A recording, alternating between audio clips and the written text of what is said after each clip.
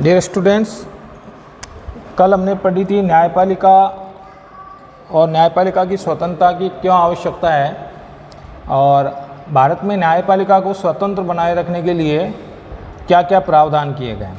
ठीक है, आज की हम क्लास में पढ़ेंगे न्यायपालिका का संगठन। न्यायपालिका का संगठन,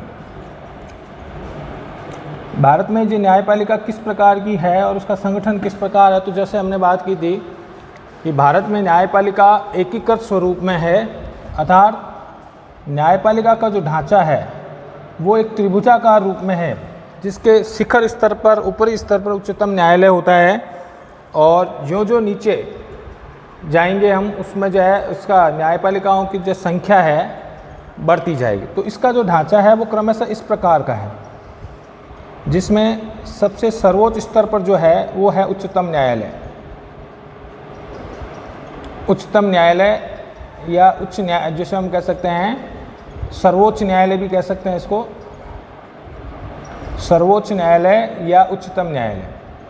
ठीक है, तो सबसे ऊपरी स्तर पर जो पूरे भारत की न्यायिक जो व्यवस्था है उसको की देखरेख करने का काम जो है, नियंत्रण करने का काम करता है। फिर जो नीचे स्तर पर आएंगे यानी मध्य स्तर पर अगर हम देखें तो अलग अलग राज्यों की अपनी अपनी उच्च न्यायालय है। तो भारत में जो 28 राज्य हैं उसमें से लगभग 24 उच्च न्यायालय हैं। तो अलग अलग राज्यों की उच्च न्यायालय अलग अलग है। और फिर अधीनस्थ जो हम कह सकते हैं, इसके अलावा नीचे जो है हर एक ज़िले की एक जिला न्यायालय होगी। ठीक है, तो जिला न्यायालय और फिर जो है इसके अधीनस्थ सेशन कोर्ट वगैरह जो है वो अधीनस्थ न्यायालय होता है। ठीक है, तो इस प्रकार का जो न्यायिक ढांचा है वो इस प्रकार का है कि सर्वोच्च स्तर पर जो है भारत में न्यायिक जो ढांचा है वो एकीकृत स्तर का इसलिए है क्योंकि सबसे सर्वोच्च स्तर पर उच्चतम न्यायालय है। और दूसरी बात, भारत में जो एकीकृत क्यों कह सकते हैं, क्योंकि सभी जो प्रावधान हैं वो एक ही स्तर से संचालित होते हैं, अर्थात पूरे देश में जो न्यायिक व्यवस्था है वो एक ही नियम पर आधारित है। ठीक है, यानी अलग अलग राज्य, अमेरिका की तरह अलग अलग राज्यों में अलग अलग न्यायिक व्यवस्था नहीं है। ठीक है, तो भारत में न्यायपालिका का जो ढांचा है वो क्रमशः पिरामिड के रूप में या एकीकृत स्वरूप के रूप में है, अर्थात पूरे देश की न्यायिक व्यवस्था एक ही जगह से संचालित होती है।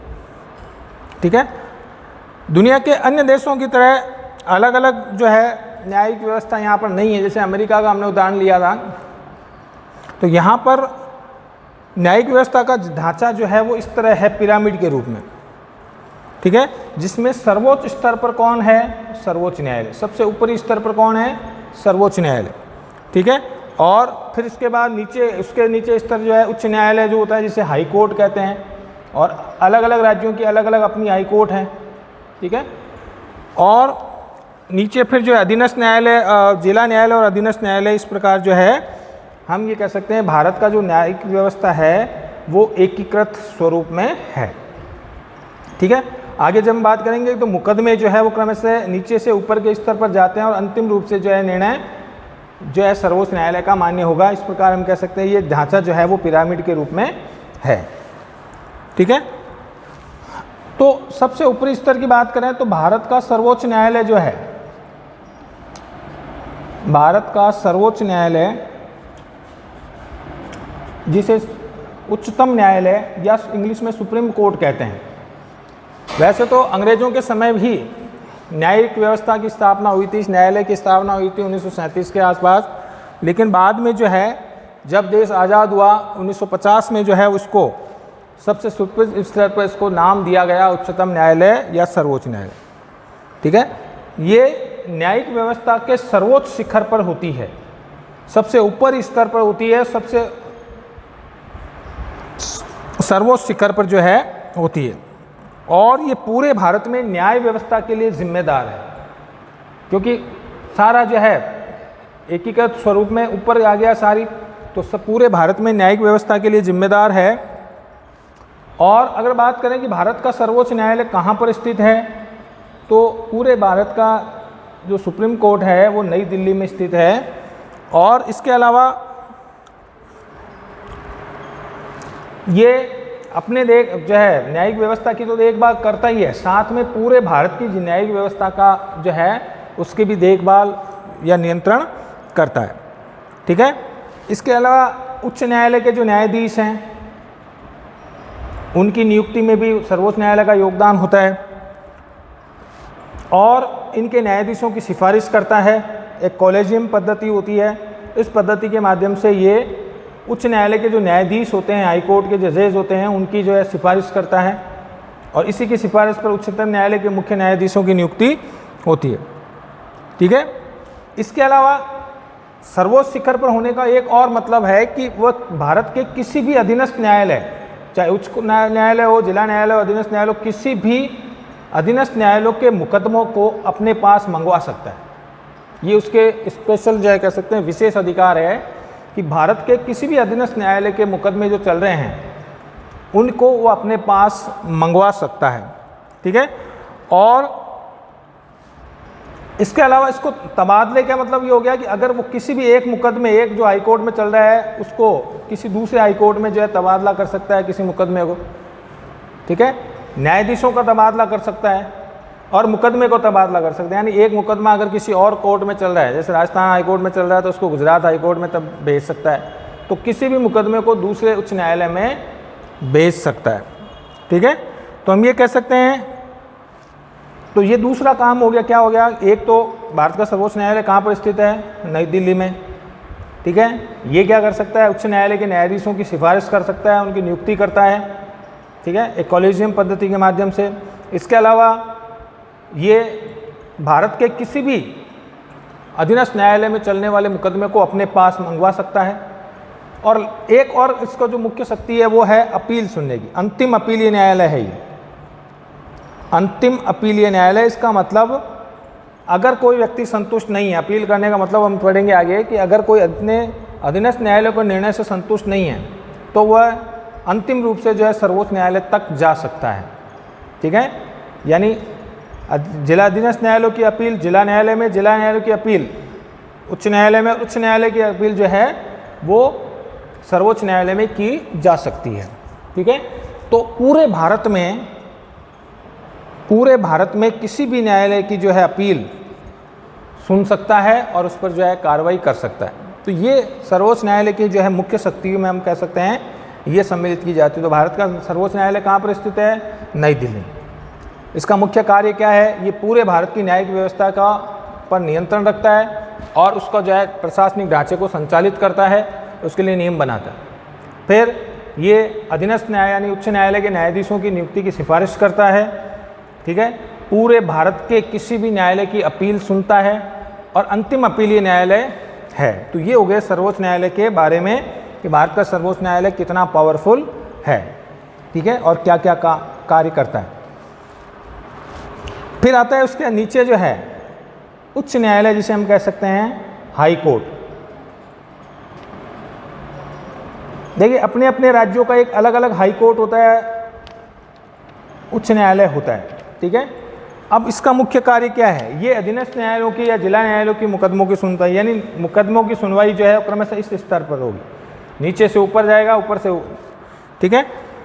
तो इसका मुख्य कार्य क्या है? ये किसी राज्य का सबसे बड़ा न्यायालय होता है। राज्य का सबसे बड़ा न्यायालय होता है। एक राज्य में जो है सबसे बड़े स्तर पर जो न्यायालय होता है वो उच्च न्यायालय होता है। इसके बाद ये निचली अदालतों की, जो निचली अदालतें हैं, जिला न्यायालय, अधीनस्थ न्यायालय, उनके मुकदमों की सुनवाई करता है। उनके मुकदमों की और उनकी जो है अपील की सुनवाई कर सकता है। एक राज्य में सबसे बड़ा अपीलीय न्यायालय ये है। अपने अधीनस्थ न्यायालयों की यानी जिला न्यायालय, सेशन कोर्ट जो है उनकी मुकदमों की सुनवाई करता है। उच्च न्यायालय, देखिए ध्यान रखना, एक है भारत में रिट जारी करने का अधिकार। रिट होता है, जैसे आपने अनुच्छेद 32 में पढ़ा था कि जब मौलिक अधिकारों का हनन होता है तो अनुच्छेद 32 के तहत भारत में सर्वोच्च न्यायालय और उच्च न्यायालय दोनों को रिट जारी करने का अधिकार है। जो आपने 5 प्रकार की रिट पढ़ी है ना, न्यायिक पुनरावृत्ति, ये आपके 5 प्रकार की रिट कौन सी? परमादेश है, उत्प्रेषण है, अधिकार पक्षा है, प्रतिषेध है। ठीक है। तो इन 5 प्रकार के लेख जारी करने का अधिकार सर्वोच्च न्यायालय को तो है ही, साथ में उच्च न्यायालय को भी है। ठीक है, तो नागरिकों के मौलिक अधिकारों की रक्षा के लिए उच्च न्यायालय भी लेख जारी करने का उसे भी अधिकार है। ठीक है, और अब बात करते हैं इसके क्षेत्राधिकार की, कि एक उच्च न्यायालय का जो क्षेत्राधिकार, देखिए सर्वोच्च न्यायालय का क्षेत्राधिकार पूछे तो पूरे भारत का, पूरा भारत उसका क्षेत्राधिकार में आता है, पूरे भारत के किसी भी न्यायालय की मुकदमे की सुनवाई कर सकता है। तो इसका तो क्षेत्राधिकार सर्वोच्च न्यायालय का तो पूरा भारत है। और उच्च न्यायालय का जो क्षेत्राधिकार होता है वो सामान्यतः एक राज्य तक होता है, और एक राज्य या कुछ राज्यों के, 2 राज्यों की एक उच्च न्यायालय भी होता है। ठीक है, तो एक राज्य या 2 राज्यों को जो है इसका क्षेत्राधिकार होता है। ठीक है, तो हम ये कह सकते हैं कि इसका क्षेत्राधिकार सामान्यतः एक राज्य तक, पूरे राज्य, जैसे राजस्थान हाईकोर्ट है तो राजस्थान पूरा, राजस्थान उसके क्षेत्राधिकार के अंतर्गत आता है। राजस्थान के किसी भी अधीनस्थ न्यायालय में चलने वाले मुकदमे को वो अपने पास मंगवा रहे, इससे उसका क्षेत्राधिकार है। और कुछ राज्यों को, कुछ हाईकोर्ट ऐसे भी हैं जिनका क्षेत्राधिकार 1 या 2 राज्यों तक सीमित है।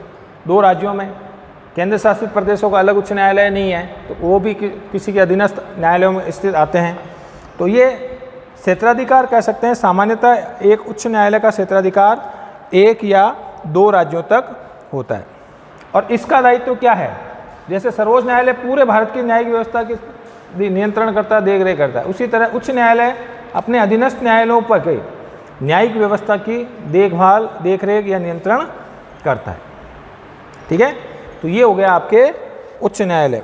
फिर आते हैं आपके इसके नीचे जो होते हैं,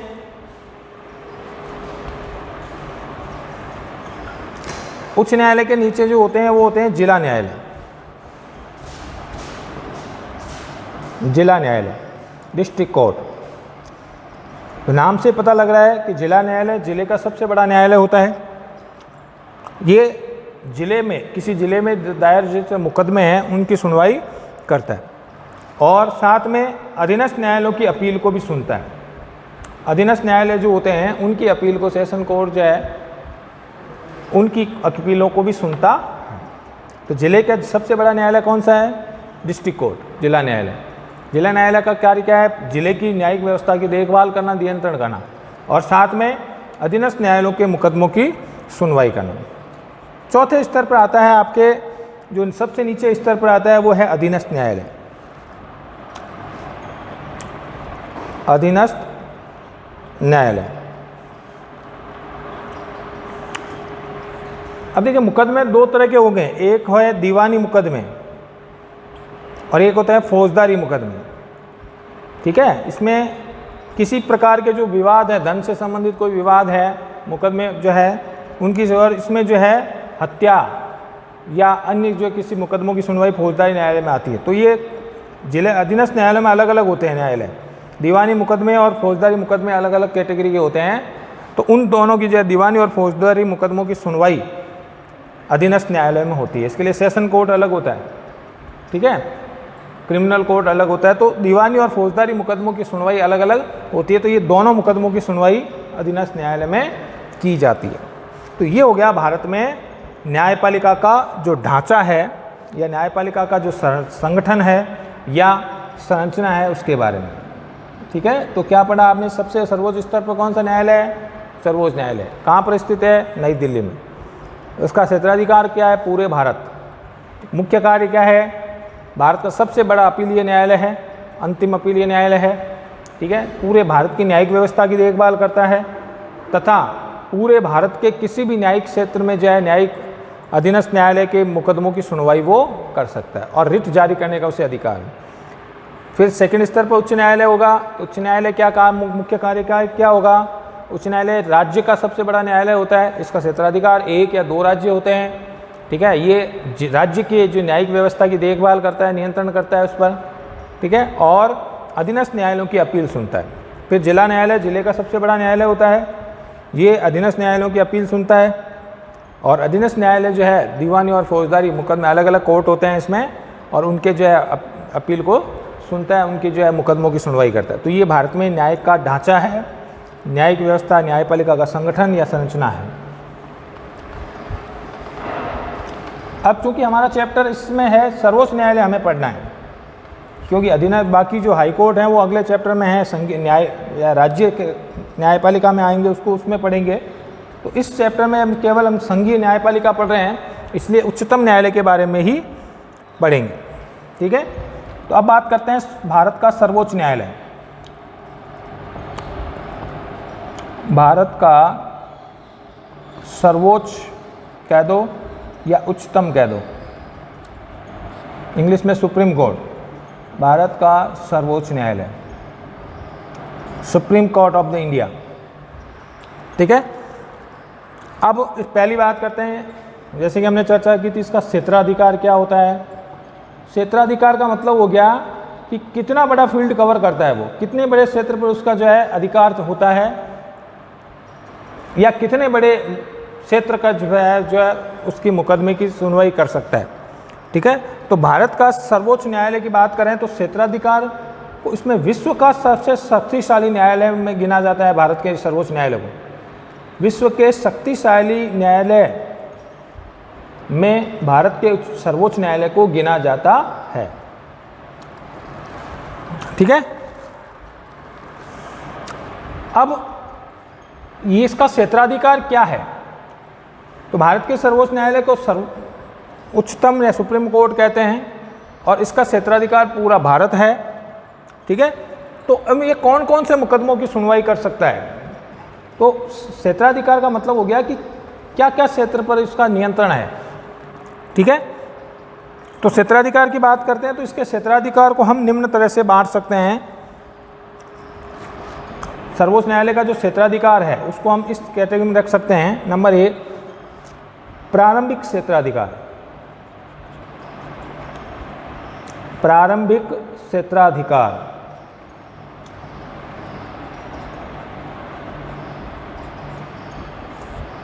नाम से पता लग रहा है, प्रारंभिक का मतलब क्या हो गया, ऐसे मुकदमे जिनकी सुनवाई सीधे सर्वोच्च न्यायालय में ही की जा सकती है। जैसे हमने अपील की बात की, तो अपील क्या है, अधीनस्थ न्यायालयों की अपील उससे ऊपर जो का न्यायालय सुनता है, यानी अधीनस्थ न्यायालय की अपील जिला न्यायालय सुनता है, जिला न्यायालय की अपील उच्च न्यायालय सुनता है, उच्च न्यायालय की अपील सुप्रीम कोर्ट सुनता है, सर्वोच्च न्यायालय सुनता है। तो ये अपील का जो एक क्रम है, एक सीरीज है। लेकिन वे मुकदमे जिनकी सुनवाई, यानी मुकदमे स्टेप बाय स्टेप नीचे से ऊपर तक जाते हैं, अधीनस्थ न्यायालय की अपील उससे ऊपर का न्यायालय सुनता है। ठीक है, जैसे हमने बात की थी कि अधीनस्थ न्यायालय की अपील कौन सुनेगा, जिला न्यायालय सुनेगा, जिला न्यायालय की अपील कौन सुनेगा, उच्च न्यायालय सुनेगा, और उच्च न्यायालय की अपील कौन सुनेगा, सर्वोच्च न्यायालय। तो ये एक क्रम है, कोई भी मुकदमा सीधे सर्वोच्च न्यायालय में नहीं जाता। लेकिन प्रारंभिक क्षेत्राधिकार का मतलब ये हो गया कि वे मुकदमे जो डायरेक्ट केवल सुप्रीम कोर्ट ही सुन सकता है, कोई उच्च न्यायालय या अधीनस्थ न्यायालय नहीं सुन सकता। ठीक है, ऐसे मुकदमे को प्रारंभिक क्षेत्राधिकार या एकमेव क्षेत्राधिकार भी कहते हैं। एकमेव का मतलब केवल अकेला ये सुन सकता है। ठीक है, तो वो मुकदमे, प्रारंभिक क्षेत्राधिकार का मतलब क्या हो गया कि वे मुकदमे जिनकी सुनवाई केवल सीधे सर्वोच्च न्यायालय कर सकता है, आपको अधीनस्थ न्यायालय कोई उसकी सुनवाई नहीं कर सकता, केवल सर्वोच्च न्यायालय में ही जाते हैं वो मुकदमे, तो उनको कहते हैं प्रारंभिक क्षेत्राधिकार। तो प्रारंभिक क्षेत्राधिकार का मतलब पूछा जा सकता है कि सर्वोच्च न्यायालय के प्रारंभिक क्षेत्राधिकार से आप क्या समझते हैं। तो इसका मतलब है कि ऐसे मुकदमे जिनकी सुनवाई सर्वोच्च न्यायालय में ही की जा सकती है, बाकी कोई अधीनस्थ न्यायालय इसको नहीं सुन सकता, तो ऐसे मुकदमों को, ऐसे उसको क्या कहेंगे, प्रारंभिक क्षेत्राधिकार। ठीक है, तो इसमें ये शक्ति देने का मुख्य कारण है भारत में जो संघात्मक ढांचा है, संघात्मक ढांचे की रक्षा करने के लिए ये जो है अधिकार सर्वोच्च न्यायालय को दिए गए।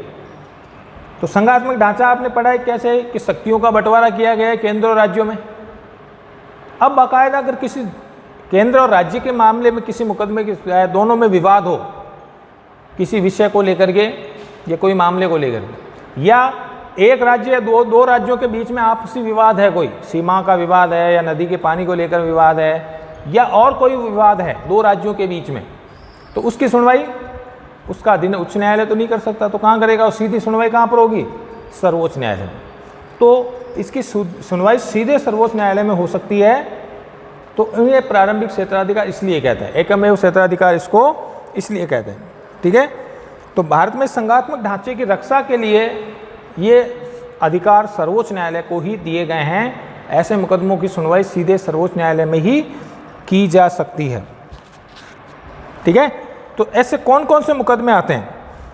तो इसमें निम्न मुकदमे आते हैं। एक प्रारंभिक क्षेत्राधिकार में निम्न मुकदमों की सुनवाई सीधे सर्वोच्च न्यायालय में ही की जा सकती है। कौन से मुकदमे? नंबर 1, राज्यों के बीच होने वाले आपसी विवाद। राज्यों के बीच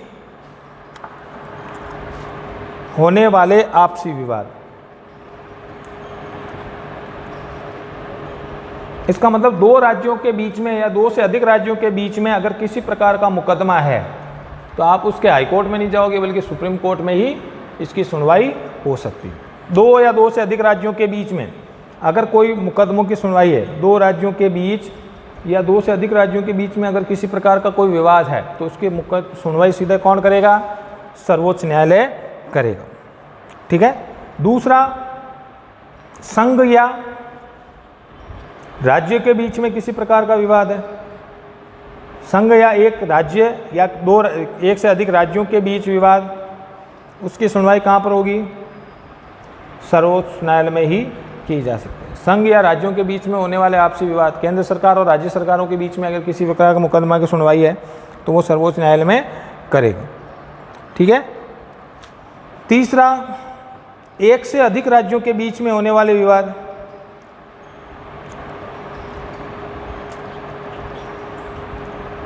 एक से अधिक राज्यों के विवाद, यानी एक राज्य का अन्य पड़ोसी राज्यों से या कई 4-5 राज्यों से अगर किसी प्रकार का विवाद है, नदी के पानी को लेकर के या और कोई विवाद है, तो उसकी सुनवाई सीधे सर्वोच्च न्यायालय में की जा सकती है।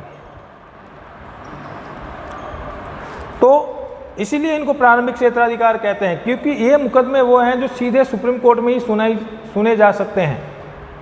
राज्यों के बीच में होने वाले आपसी विवाद, केंद्र और राज्यों के बीच में होने वाले विवाद, या फिर एक या एक से अधिक राज्यों के बीच में होने वाले आपसी विवाद, इन सब की सुनवाई सीधे सुप्रीम कोर्ट में ही की जा सकती है। यानी इनको प्रारंभ, इन मुकदमों को प्रारंभ डायरेक्ट कहाँ किया जा सकता है? सुप्रीम कोर्ट में किया जा सकता है। इसलिए इनको क्या कहा जाता है? प्रारंभिक क्षेत्राधिकार या एकमेव क्षेत्राधिकार। ठीक है, तो इन विवादों को हल करने की जिम्मेदारी किसकी होगी? सर्वोच्च न्यायालय।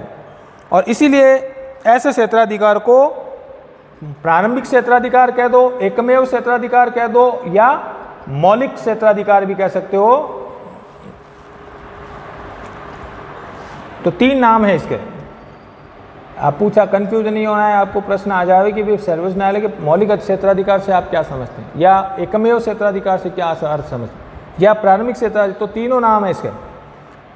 तो सीधा सा अर्थ है कि वे मुकदमे जिनकी सीधी सुनवाई सर्वोच्च न्यायालय कर सकता है, ऐसे मुकदमों को ये सर्वोच्च न्यायालय के प्रारंभिक क्षेत्राधिकार या एकमेव क्षेत्राधिकार या मौलिक क्षेत्राधिकार में आते हैं, इनको सम्मिलित किया जाता है। ठीक है, तो सर्वोच्च न्यायालय के क्षेत्राधिकार में पहला जो क्षेत्राधिकार है वो है प्रारंभिक क्षेत्राधिकार। इसके अलावा 3 हो गए ये, अब एक और हो, इन तीनों में ये राज्यों के आपसी विवाद है। इसके अलावा अगर हम देखें तो चौथे प्रकार का एक और मुकदमा है कि अगर राष्ट्रपति या उपराष्ट्रपति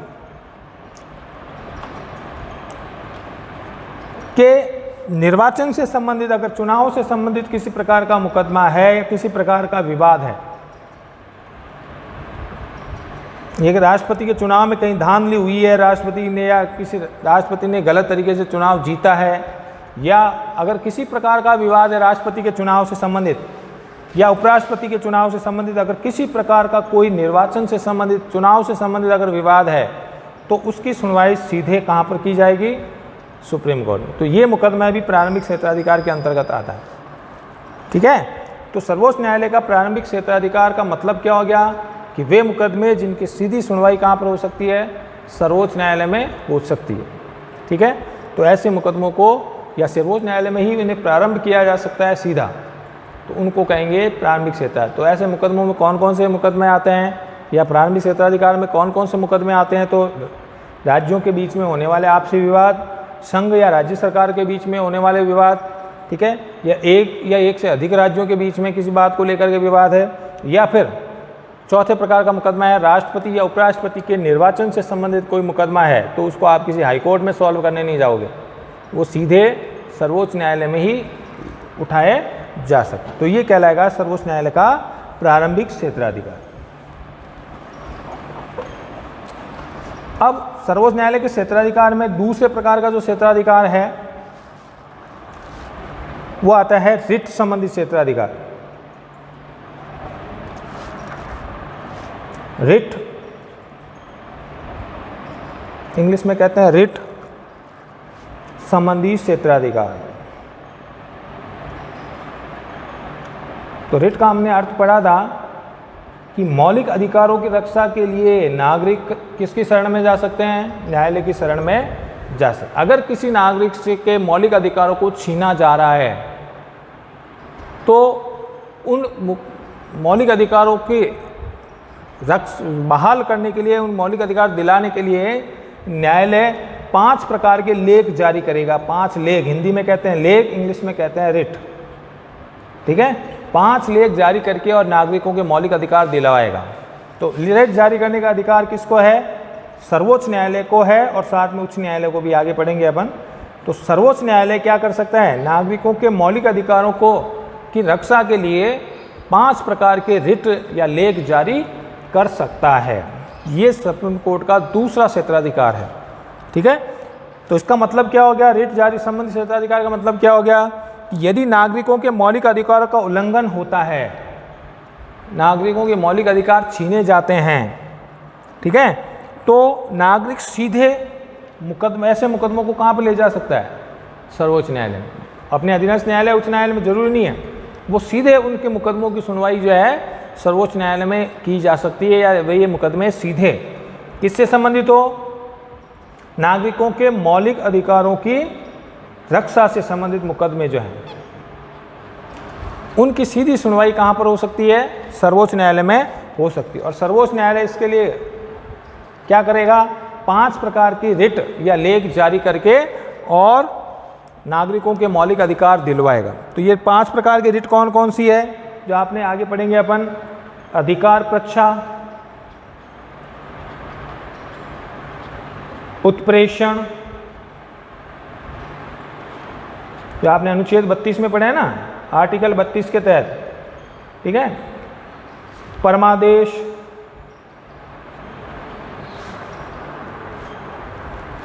प्रतिषेध,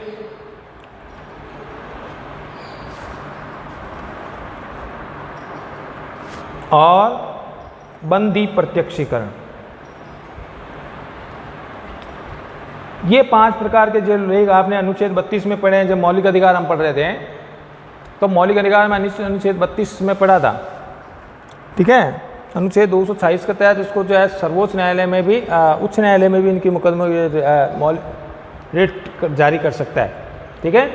तो जब किसी नागरिक के मौलिक अधिकारों का हनन होता है तो सर्वोच्च न्यायालय को लेख या रिट जारी करने का अधिकार है, अर्थात वो 5 प्रकार के लेख जारी करके और नागरिकों के मौलिक अधिकारों की रक्षा करेगा। तो ये सर्वोच्च न्यायालय का दूसरा क्षेत्राधिकार है, रिट संबंधी क्षेत्राधिकार, ठीक है। तो कौन से अनुच्छेद के तहत? अनुच्छेद 32 के तहत भारत का संविधान सर्वोच्च न्यायालय को ये अधिकार देता है कि वह 5 प्रकार के रिट्स जारी करके और नागरिकों के मौलिक अधिकारों की रक्षा करेगा, ठीक है। तो ये देखिए, रिट जारी करने का अधिकार सर्वोच्च न्यायालय को है, साथ साथ में हाई कोर्ट को भी, उच्च न्यायालय को भी ये अधिकार है लेख जारी करने का। तो उच्च न्यायालय भी लेख जारी कर सकता है, ठीक है। तो इसको समवर्ती क्षेत्राधिकार भी कह सकते हैं। समवर्ती क्षेत्राधिकार का मतलब केवल सर्वोच्च न्यायालय इसको नहीं सुनता, बल्कि कौन सुनता है? हाई कोर्ट भी सुन सकता है। इसलिए ये दोनों का ही अधिकार है। तो इस प्रकार के रिट जारी करने के अधिकार को क्या कह सकता है? समवर्ती क्षेत्राधिकार भी कह सकते हैं, ठीक है। तो हम ये कह सकते हैं कि भारत का सर्वोच्च न्यायालय को कौन कौन से जो है, पहले हमने सर्वोच्च न्यायालय का जो संगठन पढ़ा था, उसके बाद हम पढ़ रहे थे कि भारत में सर्वोच्च न्यायालय को कौन कौन से जो है, किस प्रकार के उसका क्षेत्राधिकार है। तो भारत में सर्वोच्च न्यायालय का जो है पहले प्रकार का क्षेत्राधिकार है प्रारंभिक क्षेत्राधिकार, जिन्हें एकमेव या मौलिक क्षेत्राधिकार भी कह सकते हैं। ये कब जारी होता है? ये वो मुकदमे होते हैं जिनकी सीधी सुनवाई सर्वोच्च न्यायालय में होती है, जैसे 2 या 2 से अधिक राज्यों के बीच में आपसी विवाद, केंद्र सरकार या राज्य सरकार के बीच में होने वाले आपसी विवाद, या 1 से अधिक राज्यों के बीच में होने वाले विवाद, या फिर राष्ट्रपति या उपराष्ट्रपति के निर्वाचन से संबंधित जो विवाद हैं उनकी सीधी सुनवाई कहाँ हो सकती है? सर्वोच्च न्यायालय में, इसलिए इनको प्रारंभिक क्षेत्राधिकार है। दूसरा, रिट संबंधित क्षेत्राधिकार का मतलब क्या हो गया कि नागरिकों के मौलिक अधिकारों की रक्षा के लिए सर्वोच्च न्यायालय को 5 प्रकार के लेख जारी करने का अधिकार है अनुच्छेद 32 के तहत, और इन लेखों के माध्यम से वो नागरिकों के मौलिक अधिकार वापस दिलवाएगा। ठीक है, इसे समवर्ती क्षेत्राधिकार क्यों कह सकते हैं? क्योंकि ये केवल सर्वोच्च न्यायालय को प्राप्त नहीं, साथ में उच्च न्यायालय को भी इस प्रकार का क्षेत्राधिकार प्राप्त है, इसलिए समवर्ती है, अर्थात दोनों को ही अधिकार है। ठीक है, तो इस प्रकार आज हमने सर्वोच्च न्यायालय के क्षेत्राधिकार के बारे में चर्चा की थी। पहला क्षेत्राधिकार प्रारंभिक, दूसरा रिट संबंधी क्षेत्राधिकार। ठीक है, बाकी पॉइंट हम नेक्स्ट क्लास में चर्चा करेंगे। धन्यवाद।